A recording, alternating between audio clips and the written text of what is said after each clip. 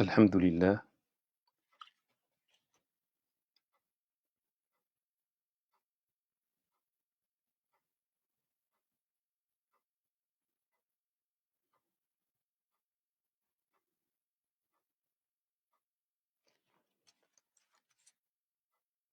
Alhamdulillah, Alhamdulillahi Rabbil Alamin, la louange est à Dieu, Seigneur des univers, wa ashhadu an la ilaha illallah waliyus salihin, et j'atteste qu'il n'y a aucune divinité à part Dieu, tuteur des vertueux, wa ashhadu anna sayyidana wa habibana wa maulana Muhammadan Rasulullah as-sadiqul amin, et j'atteste que notre maître et bien-aimé Muhammad est l'envoyé de Dieu, sincère et véridique. Sayyidi, Amir al-Anbiya, maître émir des prophètes, sallallahu alayka adad nujum as-sama, que les prières de Dieu soient pour toi au nombre des étoiles du ciel, wa rimal as-sahra, et au nombre des sables du désert, wa awladi Adam wa Hawa, et au nombre de la descendance d'Adam et Ève. Amma ba'd, après ceci, mes frères, mes sœurs en islam, أحباب الحبيب محمد المصطفى, très cher ou bien-aimé Muhammad al-Mustafa, alayhi afdalus salati wa azka salam, pour lequel on demande les meilleures prières et les hautes salutations. Ikhwani, akhawati, a'oud, je reviens au sujet que j'ai commencé la dernière fois, et c'était pendant ces moments difficiles, parlons de l'amour de Dieu subhanahu wa ta'ala. Donc la dernière fois, nous avons abordé l'amour de Dieu et aujourd'hui, nous allons aborder les épreuves de Dieu subhanahu wa ta'ala. Nous avons vu qu'il y a une relation d'amour entre Dieu et son serviteur, le croyant, et que le croyant aime Dieu, un grand amour qui dépasse tous les amours dans sa vie. La question qui se pose, si Dieu nous aime, pourquoi il nous éprouve?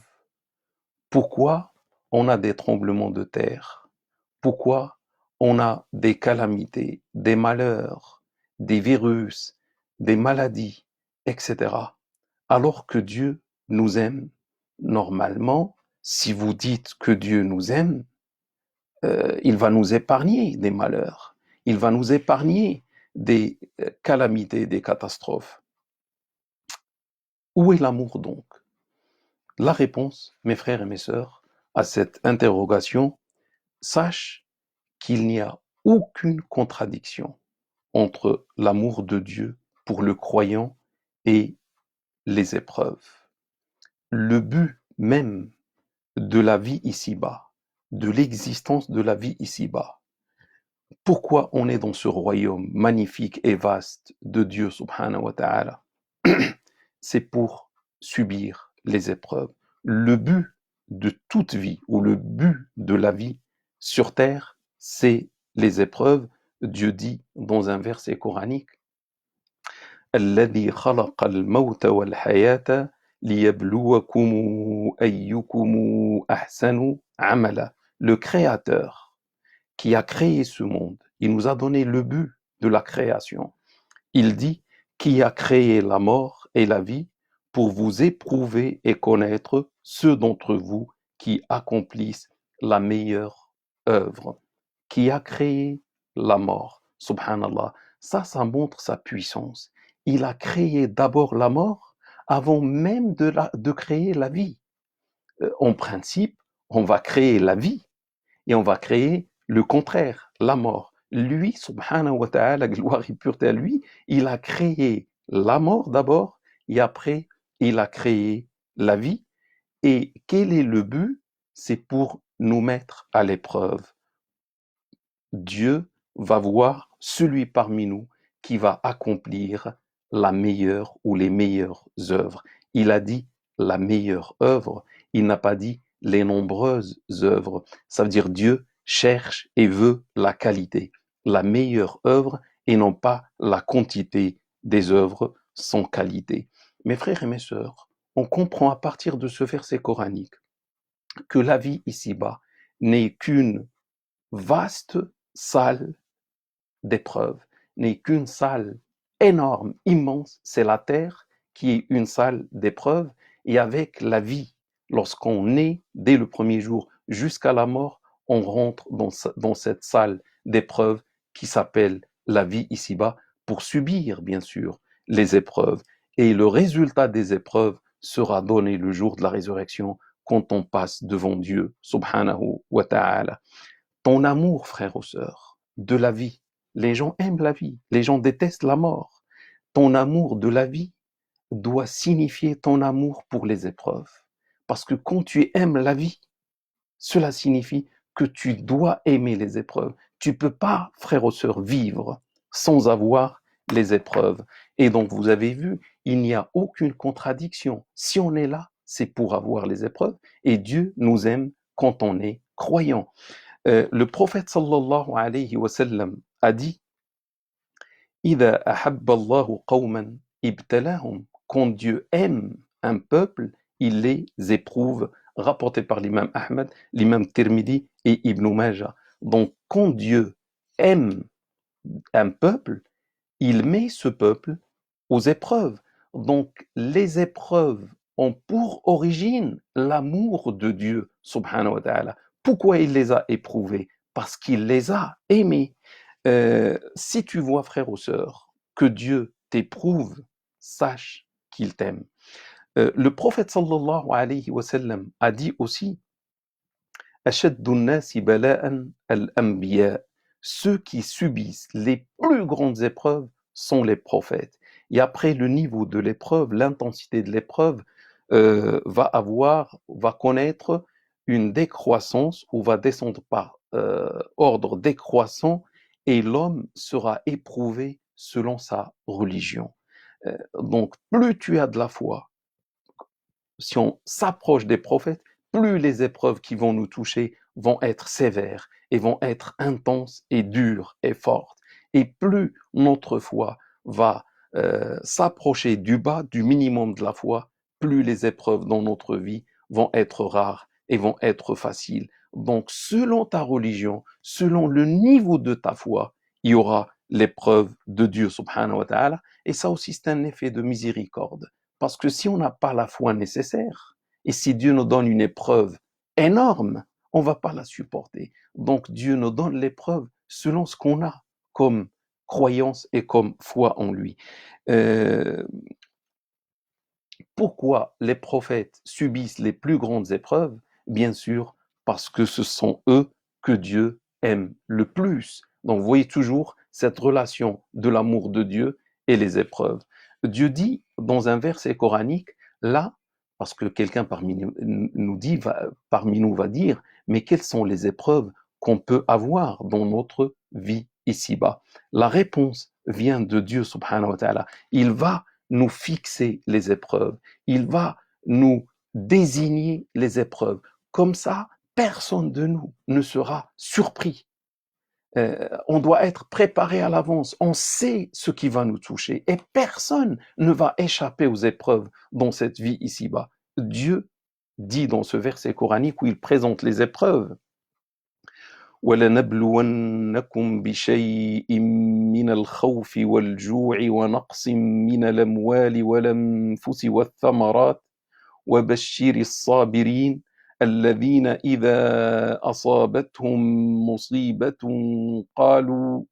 قالوا إنا لله وإنا إليه راجعون أولئك عليهم صلوات من ربهم ورحمة وأولئك هم المهتدون. Certes, nous vous soumettrons à quelques épreuves ou à une partie d'épreuves en vous exposant de temps à autre à la peur. Donc voilà la première épreuve, à la peur. Et à la fin, en vous faisant endurer quelques pertes de biens dans vos personnes et dans vos récoltes, annonce une heureuse issue à ceux qui supportent avec patience, à ceux qui, lorsqu'un malheur les touche, disent « Nous sommes à Dieu et c'est à lui que nous ferons retour ». Et c'est sur cela que Dieu étendra sa bénédiction et sa miséricorde, et ce sont ceux-là qui sont dans le droit chemin ou qui sont les bien guidés. Donc Dieu, subhanahu wa ta'ala, a fixé 5 épreuves: la peur, la faim, la réduction dans les biens, la réduction, la réduction dans les biens, c'est par exemple la perte d'emploi, c'est la perte des biens ou la perte des récoltes aussi, suite à un incendie, suite à autre chose, à une autre calamité, ou bien la perte des personnes, et dans la perte des personnes, il y a la maladie, il y a la mort de ceux qu'on aime. Il y a 5 épreuves. Et heureusement, on connaît les 5 épreuves qui peuvent nous toucher. C'est comme quelqu'un qui va passer son baccalauréat et il connaît les épreuves. On avance. C'est le français, l'histoire, géo, les mathématiques, etc. Donc, le jour où il sera dans le bac, il ne va pas subir une épreuve qu'on n'a pas annoncée. On avance. Donc, il doit être préparé à toutes ces épreuves avant même de les passer. Et nous, Dieu nous a fixé ces 5 épreuves. Et bien sûr, il nous a demandé de les supporter avec patience. Annonce la bonne nouvelle aux patients qui vont supporter avec patience. Et il a dit, ceux-là vont avoir des bénédictions de la part de Dieu et une miséricorde. La bénédiction venant de Dieu, la salat venant de Dieu, c'est l'absolution des péchés, c'est l'élévation des degrés dans le paradis. Donc l'épreuve n'est qu'un examen de la foi. L'épreuve n'est qu'un test de la foi. Dieu teste ta foi. Dieu teste ta patience. Teste ton agrément. Est-ce que tu vas agréer ou pas l'épreuve venant de lui? Pourquoi tout cela? J'explique, mes frères et mes sœurs.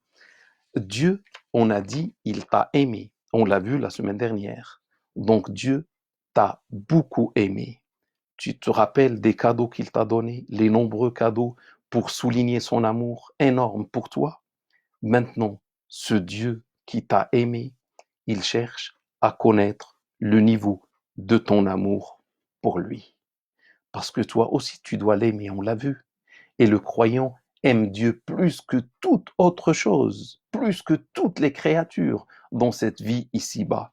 Il est facile, frères ou sœurs, de dire moi, j'aime Dieu. Ça, c'est avec la bouche. On peut dire ça avec la bouche, mais on va aimer les créatures, l'argent, les gens, le travail, la mode, etc., plus que notre amour de Dieu. Dieu va te passer le test, c'est l'épreuve. Et lors de l'épreuve, il va voir comment tu vas agir, comment tu vas réagir, qu'est-ce que tu vas faire. Est-ce que ton amour de Dieu va disparaître? Est-ce que tu vas dire les gros mots lorsque une épreuve te touche? Est-ce que tu vas dire ah, il ne m'aime pas, regarde ce qu'il me fait, et du coup tu vas cesser de l'aimer par incitation de shaitan? Est-ce que ta confiance en Dieu subhanahu wa ta'ala va disparaître pendant l'épreuve et tu vas dire ah, Dieu ne m'aime pas, comme ceux qui ont dit il a fermé les mosquées parce qu'il ne nous aime pas? Je vous donne un petit exemple. Regardez une mère qui aime son enfant et l'enfant aime sa mère. Il y a un amour immense et réciproque. Mais la maman, de temps à autre, va éprouver son enfant un petit peu pour le tester, pour tester son amour, pour tester sa patience, pour tester est-ce qu'il a bien reçu ou bien compris l'éducation. Est-ce que l'enfant, éprouvé par sa maman, va penser du mal de sa maman et va penser que sa maman va lui faire du mal normalement? Jamais. Parce que cette mère aime son fils et l'épreuve n'est qu'un test normalement. Et c'est ainsi Dieu fait, il teste ses serviteurs par des épreuves et on va voir par la suite que ces épreuves normalement contiennent du bien, même si on voit un mal. Le maître, le bon professeur qui aime ses élèves et ses élèves l'aiment aussi. il va les éprouver par l'examen, par le test, pour connaître celui qui a travaillé beaucoup, celui qui a travaillé d'une manière moyenne, celui qui n'a pas travaillé du tout. L'élève brillant, l'élève meilleur, aime normalement toujours son maître ou son professeur et aime l'épreuve parce que grâce à l'épreuve, il va montrer son niveau de travail, sa qualité et ses connaissances et bien sûr, grâce à l'épreuve, il va même réussir. Donc, frères ou sœurs, pendant l'épreuve, est-ce que tu vas savoir, est-ce que tu vas te rappeler, et ça c'est très important, que l'épreuve est venue de la part de Dieu subhanahu wa ta'ala? Est-ce que, parce que le problème, toujours dans cette vie ici-bas, pendant l'épreuve, on oublie Dieu. Pendant l'épreuve, on ne voit que le mal qui nous touche. Et on va essayer de trouver des boucs émissaires. Ah oui, c'est sa faute. Ah oui, c'est sa faute à elle, etc. Et on va oublier que ça vient de Dieu. Pendant l'épreuve, ne vois pas les gens, ne vois pas les créatures. Pense à Dieu. Et sache, au moment, à la première seconde, que l'épreuve te touche, sache qu'elle est venue de la part de Dieu, subhanahu wa ta'ala. Vas-tu supporter avec patience? Et dans le cas où tu supportes avec patience, jusqu'à quel niveau? On va voir le niveau de ta patience. C'est Dieu qui va voir jusqu'à quel niveau ta patience, le niveau de ta patience peut s'élever et est-ce que tu vas agréer l'épreuve venant de Allah Ta'ala wa Tabarak. Euh, Dieu va voir, est-ce que tu l'aimes plus que tout le reste parce que tu as dit, Seigneur, je t'aime plus que tout. Donc Dieu, là, il va te passer le test pour voir est-ce que ta parole a un sens ou bien ta parole est une chose et tes actes représentent une autre chose. Est-ce que tu l'aimes plus que tout? Pour voir, on passe un test, il va te reprendre, il va te prélever une chose que tu aimes beaucoup lors de l'épreuve. Et c'est lui qui t'a donné la chose. C'est la bonne santé, c'est les biens, c'est la famille, etc. Tu te rappelles, c'est lui qui t'a donné dans le passé ce qu'il va te reprendre, ce qu'il va te prélever aujourd'hui. Jamais Dieu ne te prend quelque chose qui ne lui revient pas. Jamais Dieu ne te prend une chose qui n'appartient pas à lui. Il te reprend, ou plutôt il te prélève quelque chose qui appartient à lui et qu'il t'a donné gratuitement pendant beaucoup de temps. Tu n'étais qu'un dépositaire. Mais malheureusement, avec la durée, on oublie qu'on est dépositaire et on croit qu'on est propriétaire. Or, on n'a rien. Tout appartient à Dieu, subhanahu wa ta'ala. Et tu te rappelles, lorsqu'il t'a donné la chose, combien tu étais heureux, combien tu étais joyeux. Maintenant, il va reprendre pour voir comment tu vas agir.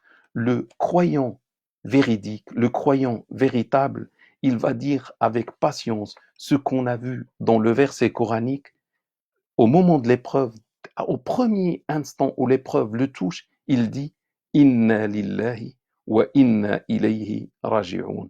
Nous appartenons tous à Dieu et c'est vers lui que notre retour se fera. Nous allons tous retourner à Dieu subhanahu wa ta'ala. Nous appartenons tous à Dieu. Ça veut dire moi j'appartiens à Dieu. Et la chose que Dieu a prélevée appartient à lui aussi. Moi et tout ce que je possède appartenons à Allah Ta'ala wa Tabarak et on va revenir les uns après les autres à Allah Ta'ala wa Tabarak. Donc le croyant d'abord voit Dieu au moment de l'épreuve. Et ça c'est très important. Il voit Dieu, ça signifie l'unicité, ça signifie la ilaha illallah. Il n'y a aucune divinité à part Allah. Et il va supporter avec patience et agrément. Il y a la patience, mais il y a mieux que la patience. Il y a quelque chose qui s'appelle en islam as-sabr al-jamil, la belle patience. Vous savez, la belle patience, c'est de supporter avec patience sans se plaindre aux créatures. Parce que lorsqu'on se plaint aux créatures, on est en train de plaindre Dieu, subhanahu wa ta'ala, on est en train de se plaindre du Créateur euh, auprès de ses créatures. Et toutes les créatures ne sont que des faibles comme nous.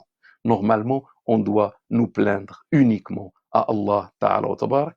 Donc, si on supporte avec patience, à nous la bonne nouvelle qui se trouve dans ce verset coranique, Innama yuwaffa sabiruna ajrahum bighayri hisab. Seuls les patients recevront leur salaire sans jugement ou sans compter.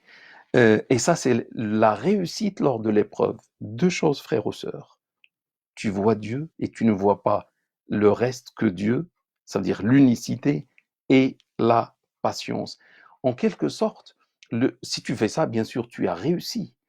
En quelque sorte, le croyant dit à Dieu, subhanahu wa ta'ala, Seigneur, prends tout ce que tu veux et laisse ce que tu veux. Seulement, Seigneur, ne prends pas ma religion. Ne place pas mon épreuve ou mon malheur dans ma religion, ni mon amour. Ça veut dire ne me prive pas de mon amour, ne fais pas telle manière que l'épreuve soit une diminution de mon amour pour toi, Seigneur, conformément au hadith ou au dua ou à l'invocation du prophète sallam, la taj'al musibatana fi dinina, ne place pas l'épreuve pour nous dans notre religion. Ça veut dire, c'est rapporté par Tirmidhi, ça veut dire, ne fais pas, Seigneur, telle sorte que l'épreuve touche ma foi qui va baisser, ou ma pratique, c'est-à-dire je vais commencer à faire le haram, ou je vais quitter carrément l'islam, etc. Seigneur, préserve-moi de ce genre d'épreuve et place l'épreuve seulement dans le domaine des biens, des personnes et des récoltes, de la peur, de la faim, etc. Ça veut dire des épreuves qui touchent le bas monde ou les biens de la vie ici-bas. Mais il ne faut pas normalement que l'épreuve touche ma religion, mon amour à Dieu, ma pratique, etc.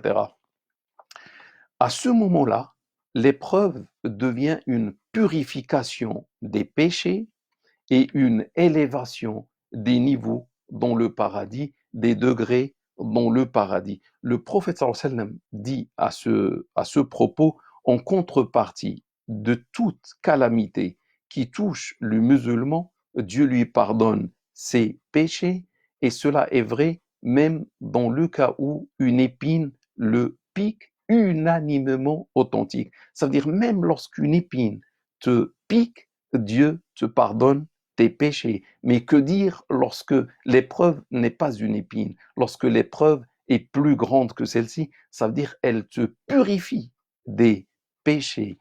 Euh, et le sens, mes frères et mes sœurs, si vous voulez, de l'épreuve, ça veut dire Dieu qui t'aime. Ça, c'est l'origine et la source même de l'épreuve. Dieu qui t'aime regarde ta pratique, regarde ta religion, et il trouve que ta religion ne va pas t'élever, ou ta pratique, ton adoration, etc., ne va pas t'élever à ce niveau-là.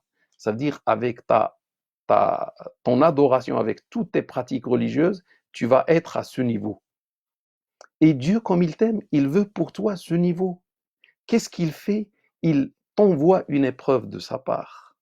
Et avec l'épreuve, si tu supportes avec patience, tu vas monter au niveau que Dieu a voulu pour toi. Donc, tu ne dois pas rater cette occasion lorsque l'épreuve se présente. Tu dois savoir qu'il est venu de la part de Dieu et pour ton bien.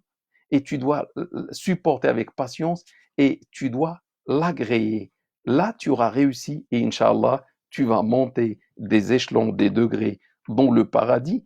Donc, lorsque Dieu t'envoie une épreuve, normalement, il t'envoie un trésor. C'est comme ça que les vertueux, les grands vertueux en islam observent ou voient l'épreuve, et c'est ça la philosophie de l'épreuve en islam.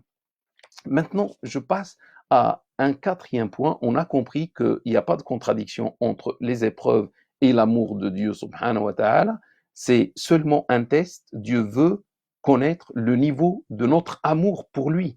Mais pendant l'épreuve, lorsqu'il nous prélève des choses. Quatrièmement, que faire lors de l'épreuve? Une fois l'épreuve arrive, pendant ce temps d'épreuve, qu'est-ce qu'on doit faire? Normalement, c'est le repentir de nos péchés et le regret pour nos manquements et nos négligences. Il se peut que les péchés soient pour quelque chose.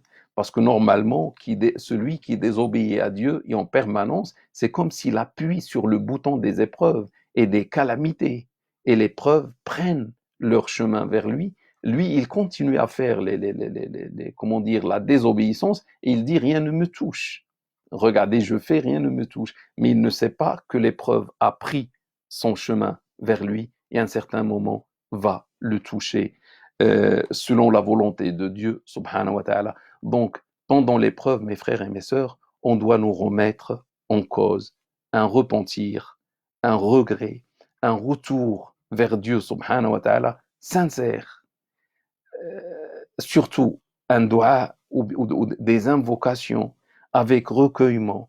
Et je souligne bien les invocations. Vous allez voir combien les invocations pendant l'épreuve sont très très importantes, avec recueillement bien sûr, avec un cœur présent lorsqu'on parle avec Dieu et avec même des larmes qui coulent des yeux.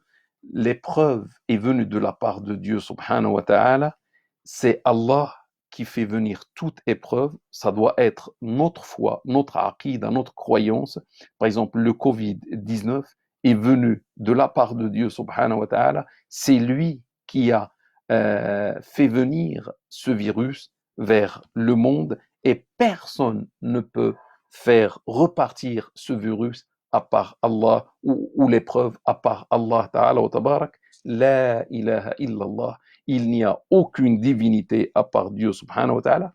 Et Dieu, lorsqu'il va faire dissiper l'épreuve ou le malheur ou le virus, etc., c'est par effet de sa miséricorde envers ses serviteurs.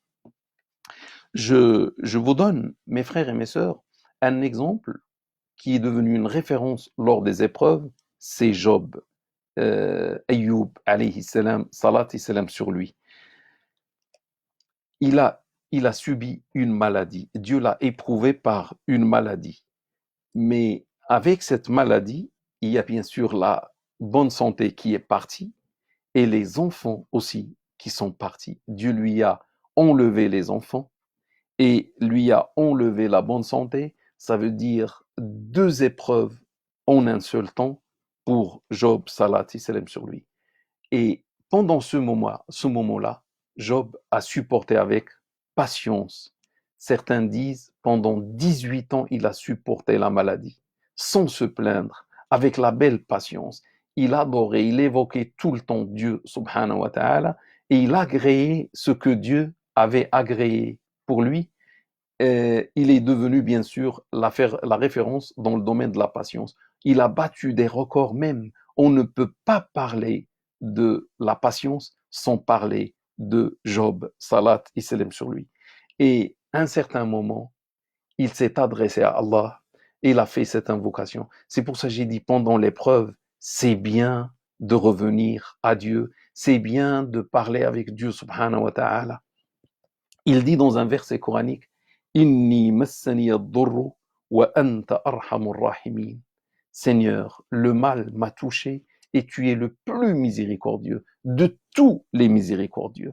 Juste après, Dieu a exaucé cette invocation, Inni massani ad-durru wa anta arhamur rahimin. Le mal m'a touché, tu es le plus miséricordieux de tous les miséricordieux. Il a rapidement dissipé son mal. Et la surprise, mes frères et mes sœurs, il est le plus miséricordieux de tous les miséricordieux. Il lui a rendu le double de ce qu'il avait comme enfant. Et personne, aucun médecin dans le monde ne peut faire ça. Te guérir et te redonner ce que tu as perdu comme enfant. Et après Dieu, dans le verset qui suit, il a dit Rahmatan min indina wa dhikra lil abidin. Cela c'est par effet de miséricorde de notre part et comme un rappel pour les adorateurs. Tu as dit et c'est toi le plus miséricordieux de tous les miséricordieux, voici un effet de ma miséricorde à ton égard. Maintenant tu es guéri et tu as retrouvé le double de ce que tu as perdu.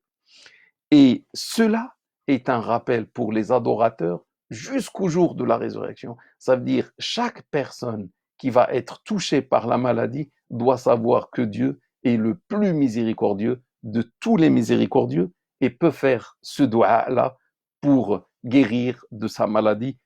Inni massani ad-durru wa anta arhamur rahimin. Et là, Job a réussi avec la note d'excellence grâce à sa patience, grâce à son agrément, grâce à ses invocations.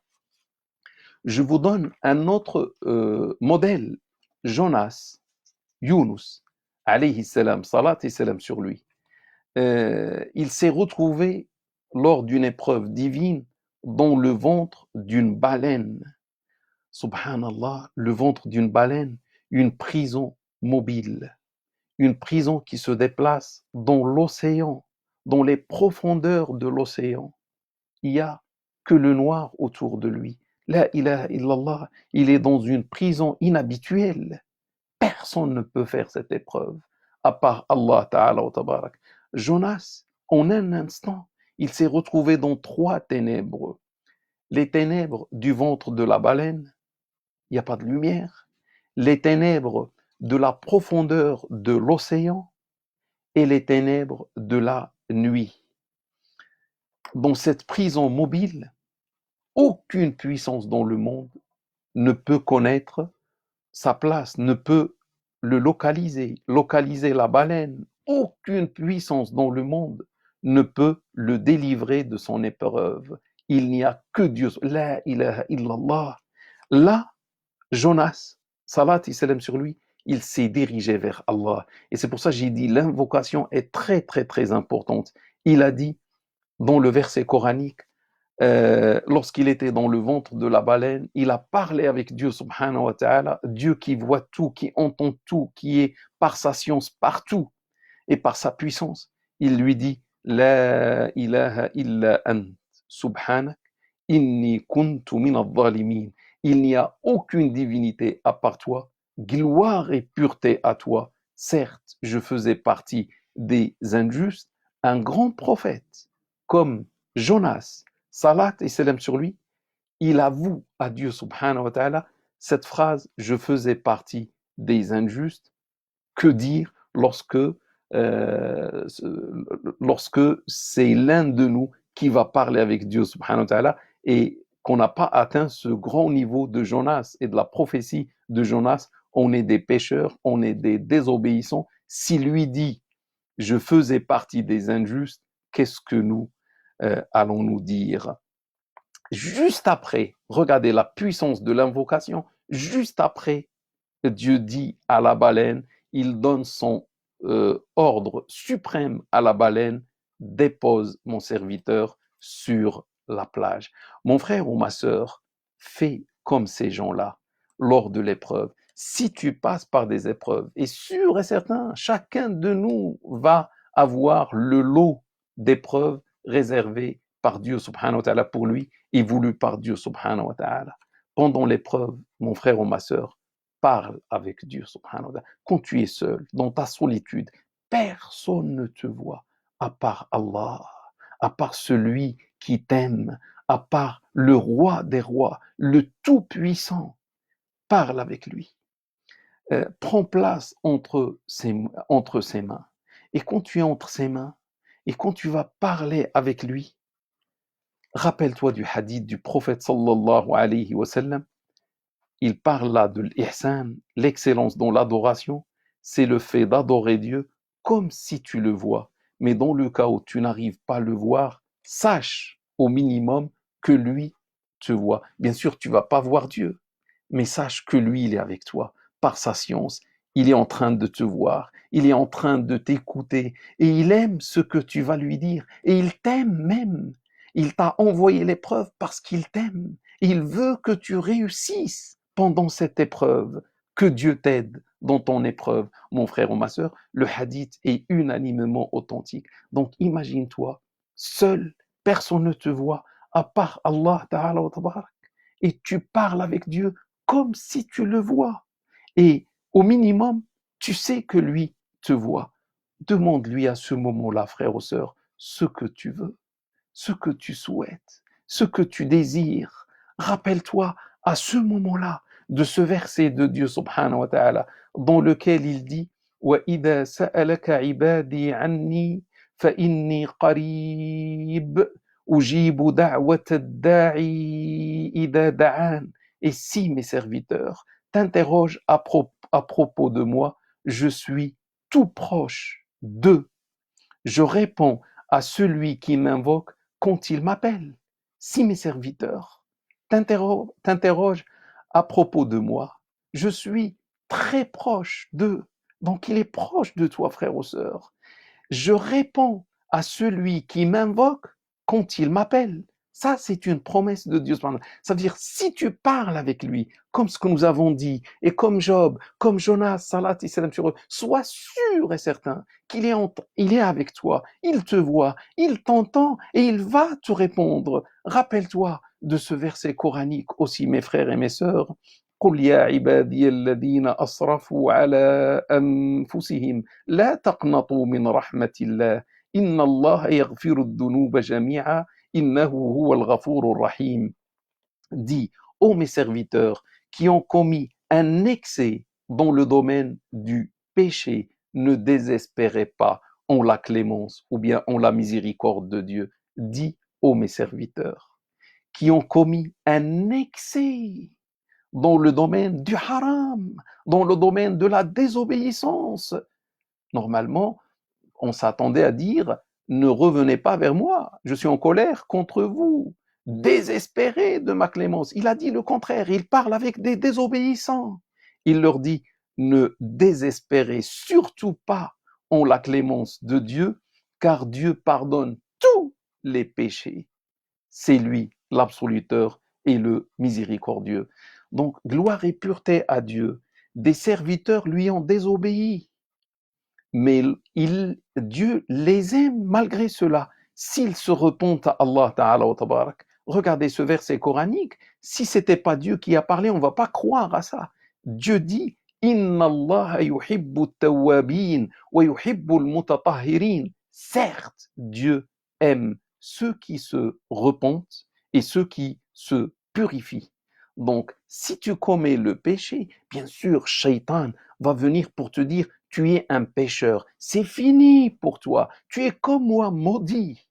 Donc, Shaitan veut te pousser au désespoir. Shaitan veut mettre une barrière entre toi et Allah Ta'ala wa Tabarak, et ton Seigneur Allah Ta'ala wa Tabarak. C'est lui qui t'a poussé au haram, c'est Shaitan. Et lorsqu'il t'a piégé, il veut te dire, il y a une barrière, tu es un pécheur. Mais ton Seigneur, il te dit non, je t'aime, seulement fais le repentir. Seulement fais le repentir, sors du péché, reviens à moi et je t'aime. Tu vas écouter Shaitan, tu vas croire à Shaitan ou tu vas croire à Dieu subhanahu wa ta'ala. Mon frère ou ma sœur, dans ce moment-là où tu es seul, tu as subi une épreuve, tu souffres à cause de l'épreuve et te voici en train de parler de Dieu, rappelle-toi de ces cadeaux nombreux. Rappelle-toi de ces dons qu'il t'a donnés d'une manière infinie dans le passé. Rappelle-toi de sa bienfaisance à ton égard. Et en même temps, rappelle-toi de tes péchés. Tu es entre ses mains. Un jour, tu le seras réellement dans l'au-delà. Maintenant, tu es dans la vie ici-bas et tu es face à lui, seul avec lui. Rappelle-toi de tes péchés. Rappelle-toi de tes désobéissances. Rappelle-toi de ton négligence. Et quand tu te rappelles de ce que lui t'a fait, et combien il t'a donné de biens et de cadeaux, et combien il t'a aimé, et combien toi, tu as désobéi à Allah Ta'ala wa Tabarak, tu vas voir tes larmes qui vont couler dans un silence et dans une pudeur vis-à-vis de Allah Ta'ala wa Tabarak. À ce moment-là, rappelle-toi, frère ou sœur, du prophète sallallahu alayhi wa sallam qui te dit, 7 seront à l'ombre de Dieu le jour où il n'y aura aucune ombre à part la sienne, et il a cité parmi eux à la fin carrément du hadith, à la fin des 7 qui seront à l'ombre de Dieu, le jour où il n'y aura aucune ombre à part la sienne, le jour de la résurrection, le soleil au-dessus des têtes, il y a la transpiration, c'est un jour difficile, on ne sait pas est-ce qu'on va partir au paradis ou à l'enfer, il y a Dieu, il y a les anges, on sait maintenant que ce qu'on nous a promis est vrai. Celui qui ne croyait pas à Dieu, maintenant il va croire, mais c'est trop tard. Le jour de la résurrection, 7 seront à l'ombre de Dieu subhanahu wa ta'ala, et le prophète sallam a cité parmi eux au dernier, et pour moi c'est le plus haut niveau, un homme, ça peut être une femme, qui a évoqué Dieu lorsqu'il était seul, et ses yeux ont débordé de larmes, unanimement authentiques. Qu'est-ce que mon frère ou ma sœur a fait de telle sorte que tu vas avoir l'ombre divine, le jour où il n'y aura aucune ombre. Tu sais, c'est quoi l'ombre divine le jour de la résurrection? C'est l'entrée au paradis sans jugement. Tu ne seras même pas jugé parce que tu es un hôte de Dieu, tu es un invité de classe de Dieu. Il t'a mis à l'ombre de Dieu. Tu vas pas croire qu'il va te mettre à l'ombre et après il va dire prenez-le en enfer. C'est impossible. Vu la miséricorde de Dieu, s'il te place à l'ombre, tu ne vas souffrir d'aucune chose ce jour-ci. Ça veut dire il va te faire entrer sans jugement au paradis. Qu'est-ce qui t'a donné cette haute place qui est réservée aux prophètes, aux vertueux? C'est l'épreuve. Comment tu as pensé à Dieu? Comment tu as commencé à pleurer, toi qui ne pleures jamais? C'est l'épreuve qui t'a fait mal. C'est l'épreuve qui t'a fait souffrir. Et tu as su que personne des humains ou des créatures ne peut venir à ton secours. Personne ne peut t'aider à part Allah Ta'ala wa Tabarak. C'est pour ça que tu es en train de parler avec lui. C'est pour ça que tu es en train de pleurer. Donc, grâce à l'épreuve, tu vas entrer sans jugement au paradis. Ça, mes frères et mes sœurs, c'est la philosophie de l'islam à propos de l'épreuve. L'épreuve est un mal, mais qui cache un grand bien. Et ce grand bien qui se trouve au sein de l'épreuve n'est vu que par les croyants et les croyantes qui ont la lumière de la foi. Bien sûr, les autres ne voient que le mal dans l'épreuve, alors que le croyant voit le grand bien dans l'épreuve. L'épreuve, tout simplement, c'est une occasion pour toi, frère ou sœur, d'entrer au paradis sans jugement. Donc, si Dieu t'éprouve, frère ou sœur, n'échoue pas dans l'épreuve. Ne rate pas la chance que Dieu t'a donnée pendant cette épreuve. Essaie de réussir avec tout ce que j'ai dit dans ce cours. Je m'arrête là, mes frères et mes sœurs. Barakallahu fikum pour le suivi. Et si Dieu nous prête vie, Inch'Allah, peut-être on reviendra la semaine prochaine pour parler d'un autre sujet. Barakallahu fikum. Avant comment dire, de finir, je fais un petit dua, Inch'Allah, pour que Dieu, Inch'Allah, purifie la terre de ce virus, que Dieu guérisse nos frères et nos sœurs qui sont malades et que Dieu accorde le martyre à ceux qui vont mourir lors de cette épreuve et que Dieu augmente notre amour pour lui, que Dieu nous aide à réussir dans toutes les épreuves par lesquelles il va nous faire passer.